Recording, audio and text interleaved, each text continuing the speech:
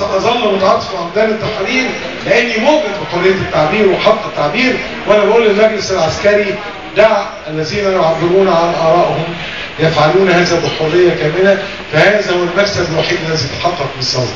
وأنا بقول لك أنا لغاية امبارح كنت في ميدان التحرير وسأظل في ميدان التحرير دفاعا عن أولادي وحقهم في التعبير حتى ولو كانوا مخطئين في بعض المواقف. موقفكم من القضية الفلسطينية وضحناها. ستشهد الفترة القادمة تنسيق من المرشحين أو الجماعات الدينية. أنا زي ما أنتم عارفين بنطلق الأبواب، سنظل نطلق أبواب كل الناس، سنطلب تأييد كل الناس وكل الجماعات وكل الأطراف، ومن يقف مع مشروعنا السياسي أهلا به يدا بيد في حدود الحد الأدنى من الاتفاق الذي تحدثنا عنه.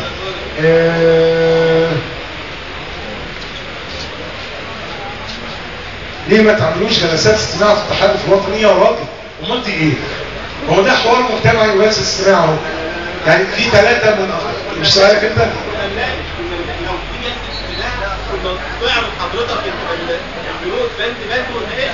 بص اقول لك حاجه، احنا بنعمل حاجه حوار مجتمعي دائم. انا عندي كل اسبوع عندي 5 ايام 5 ندوات في 5 محافظات، من ضمنهم ثوابت الحد في اسكندريه، الاثنين في القاهره، الاربع في الشعريه، يوم في الصعيد ويوم تاني البحري. كل هذه اللقاءات انا شخصيا باخد فيها كل هذه الوسائل وبنعرضها في نقاش مجتمعي. جزء من النقاش هو هذا الحوار الذي يدور، وجزء منه له علاقه بالتحالف. لكن اذا اردت جلسات اكثر تخصص انا هنتقل مثلا بعد ندوتي النهارده في ندوه لينا مع شباب الغد عشان نناقش موضوع التحالف.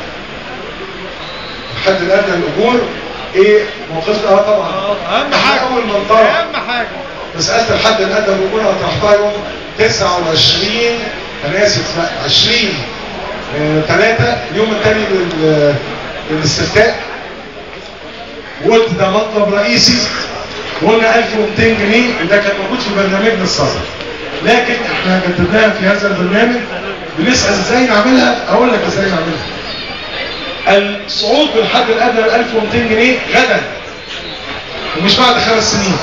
وانا بأندد بالكلام اللي قاله رئيس الوزراء الحالي ضيف شرف او عصام شرف، اللي قال ان احنا بعد 5 سنين هنبتدي ب 700 السنه دي ونوصل ل 1200 جنيه بعد 5 سنين. ورجع امبارح ولا اول امبارح بيقول هنعمله خلال شهر.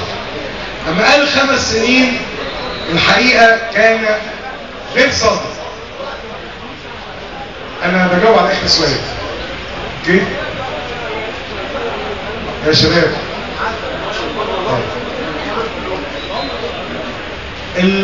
اما قال على 5 سنين قلنا له بوضوح التضخم حوالي 10% في السنه، يعني 5 سنين يعني 50%، يعني ال 1200 بعد 5 سنين هيبقوا 600 جنيه.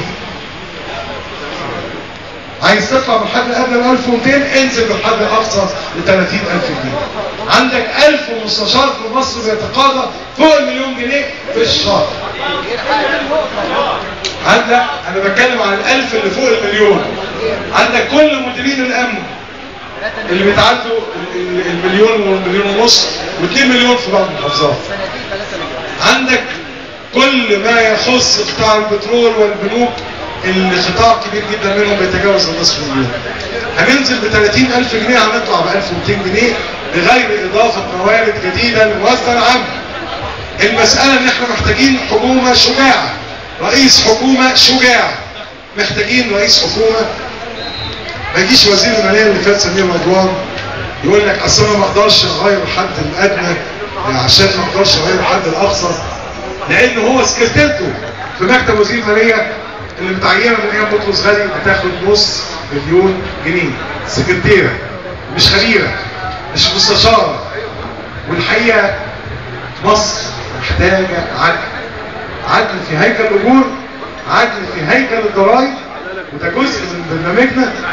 العداله في هيكل الضرائب والعداله في هيكل الاجور التي تصنع موازنه عامه تستطيع ان تقدم للمواطن المصري حقوقه ولا تسحب منه امواله ولا ترد له استحقاقات في التعليم والصحه والرعايه الاجتماعيه.